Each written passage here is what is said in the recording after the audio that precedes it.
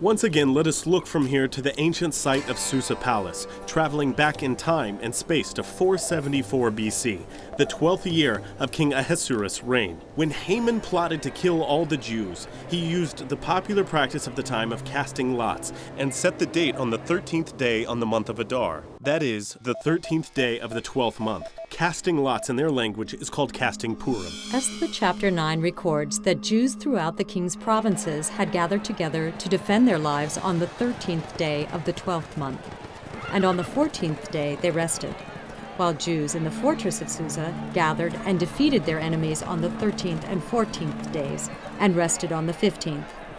In remembrance of this event, Mordecai proposed that every year the 14th and 15th days in the 12th month be established as the festival of Purim. The main purpose of the book of Esther was to explain the origin of the festival of Purim. Each year, one day before the festival of Purim, the Jews would fast and pray, remembering how once their forefathers faced the crisis of being wiped out. They fasted and prayed, seeking deliverance from God. The following 2 days, the Jews would feast and celebrate and give gifts to each other in remembrance of the salvation of God. Thanks be to the Lord. Through the book of Esther, the important history regarding the life and death of Jewish people was recorded, reminding generations to come to always remember these things. Even though God was not mentioned throughout this book, we can see very clearly that God's hand was in control of all things. For example, if the plot of Haman succeeded, all Jews within the territory of Persia, including those who had returned to Jerusalem, would all have been killed without exception.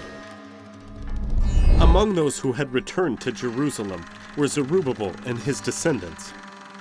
If they were killed, the genealogy of David would have been cut off. Then we wouldn't know how the prophecies of Jesus the Messiah would be fulfilled.